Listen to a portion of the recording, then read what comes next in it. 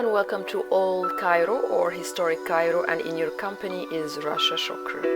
And starting right away from Sultan Al-Ghuri Complex at the southern part of Al-Muaz Street. This beautiful Mamluk-style complex has two buildings facing each other. On the eastern side of Al-Muaz Street, there is Al-Ghuri Shrine School, Hall and Sabil. During the 15th century style of architecture, as we can see, there were three main elements used in their buildings, which are huge bricks, paneled marbles, and very beautifully crafted wood. Despite the fact that the eastern building of Al-Ghuri Complex was built as a shrine for Sultan Al-Ghuri, it is an empty one because he was killed in one of the battles and his body was never returned to Cairo. The complex is quite fascinating to see this combination of beautifully handcrafted wood, paneled marble, glass, and all coming together around huge beautiful bricks. And about the builder of this beautiful complex, Sultan Qunsowa Al-Ghuri, who was a Mamluk Sultan, king or lord. He ruled Egypt for 15 years during the 16th century under the Mamluks Empire. The idea of a Mamluk Sultan or an owned Sultan, to me personally, is a perplexing concept. For a ruler who had such a military might and power, to be described as owned is something that is so confusing. But what is the purpose of this place besides being a shrine to the Sultan? It's also a lodge for scholars, especially Sufi scholars, or a free accommodation to them. It's a sabil or waqf, a place to drink water and eat. This complex was considered a patronage system of the city of Cairo by the Sultan. One of the construction dominant features for Mamluks was borrowing or recycling objects like chandeliers, doors and windows, etc. from other places in Old Cairo.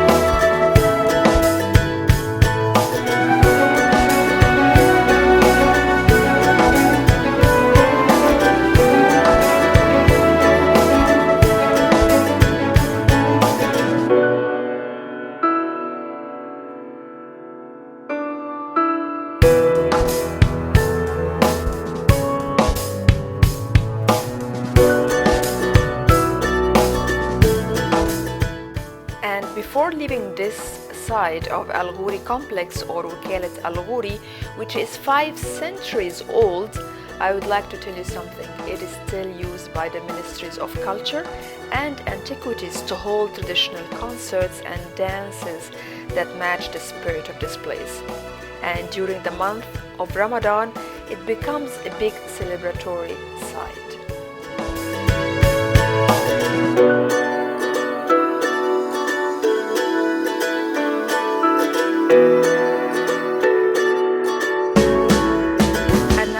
Opposite side of Al-Muaz Street, where is Al-Ghuri Mosque, which is, by the way, is still used until today. The mosque has a complementary style of architecture to the shrine, sabil and lodge buildings on the opposite side of the street. Al-Ghuri Mosque is among the last mosques in Old Cairo that has an open ceiling design.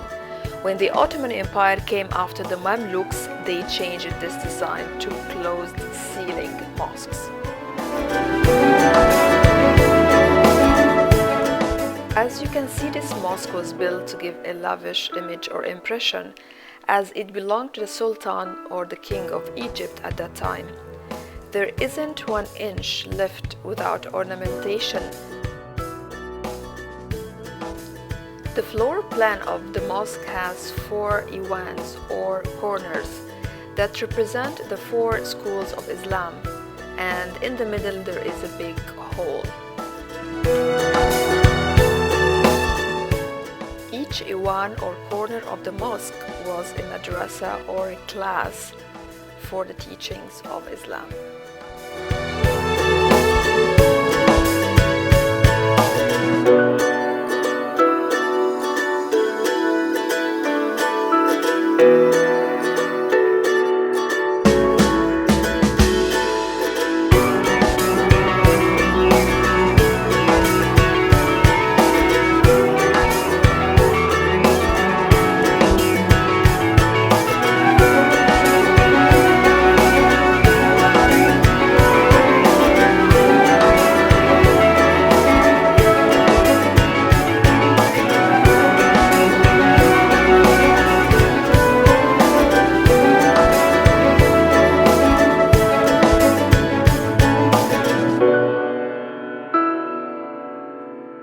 Now we are done with our first 2 stops at the southern side of Al-Moaz Street in Old Cairo. And now a fast forward move from the 16th century to the 19th century. Now we have arrived at Muhammad Ali Pasha Sabil and School in Old Cairo, and we are still at Al-Moaz Street. This place belongs to the Ottoman Empire, which is completely different than the flavor of architecture and design of the Mamluks Empire. Unlike the Mamluks rulers of Egypt, Muhammad Ali Pasha did not borrow or recycle designs.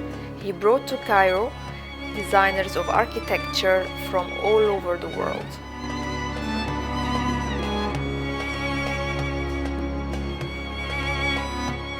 This place, which is called Sabil in Arabic, was part of the urban face of Cairo, where potable water was served to residents and guests of Cairo at so many different places.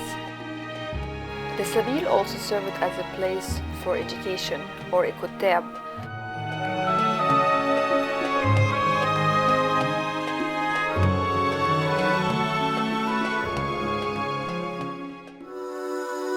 And now back again to Al-Mamluks era and Sultan Al-Muayyad Mosque from the 15th century. And welcome to the last great hypo-style mosque and school built in Cairo.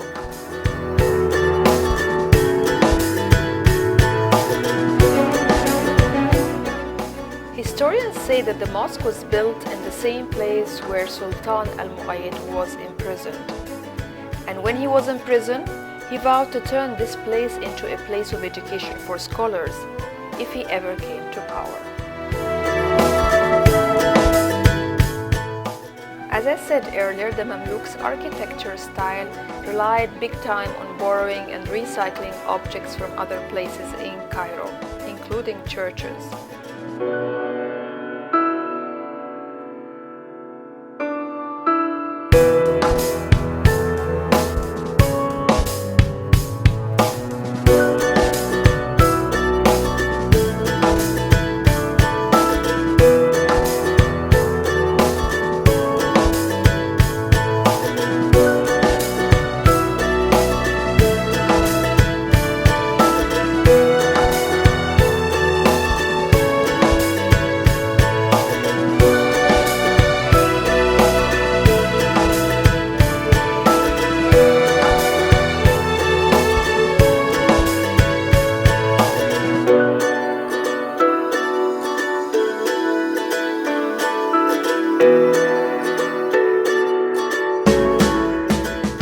The sanctuary of the mosque is decorated with finely carved wooden doors and panels, and above the sanctuary is a large rosette of polychrome marble.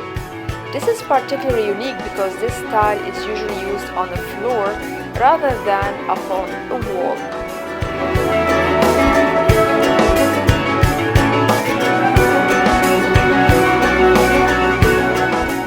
Now walking from the center of the mosque to a small hall next to the main entrance of the mosque, said to be used as a library, lodge, and retreat for Sufi scholars.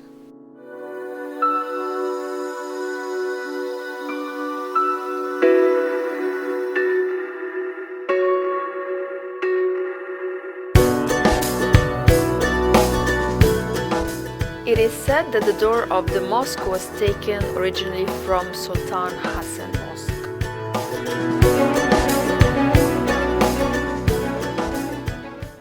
And now back to the 10th century and a part of the fortress of the Fatimid dynasty or caliphate in Old Cairo, to one of the three remaining gates of Cairo known as Bab Zuweila or the Gate of Zoweila. The city of Cairo was founded as a royal city in the 10th century by Ghuri al-Siqli to represent the Fatimid dynasty power in Egypt. Part of the gate and the wall of Old Cairo was demolished in the 15th century when Sultan al-Muayyid built his mosque. To get to the top of the gate you will need to take 76 steps, and no elevators or escalators are at the site.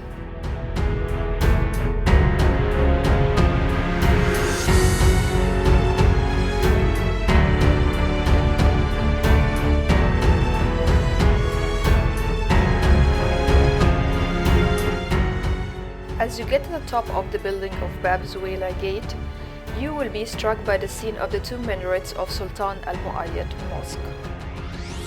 And of course, as well as the mosque itself.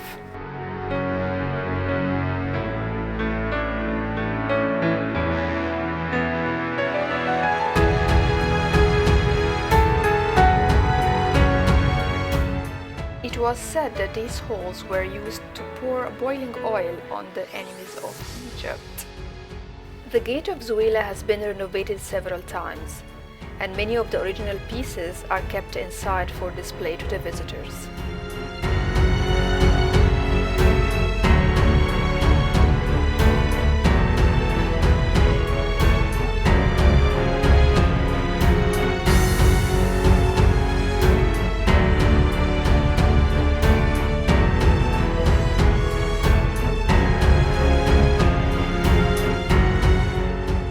The two minarets of Sultan al-Muayyid Mosque are open for visitors. Honestly, I tried to take the stairs, but I couldn't. They were too narrow, but I still enjoyed a small part of it. When you take the stairs to the very top of the minarets, you will get a beautiful panoramic view of Al-Moaz Street and all Old Cairo. So I think it's worth climbing for next time.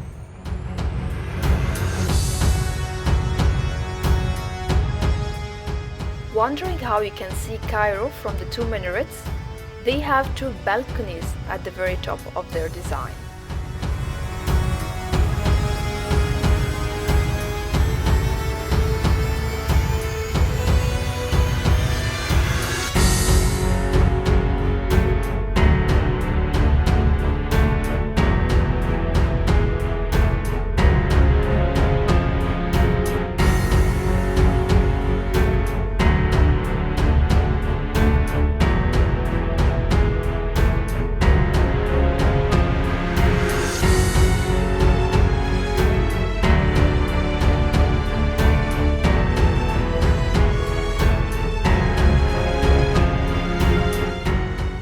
This piece of stone is the original piece of the wall of Old Cairo.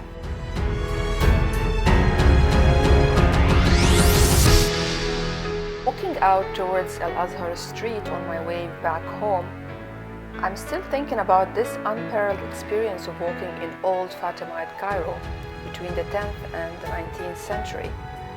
It's quite captivating because you don't walk in an enclosed historical area.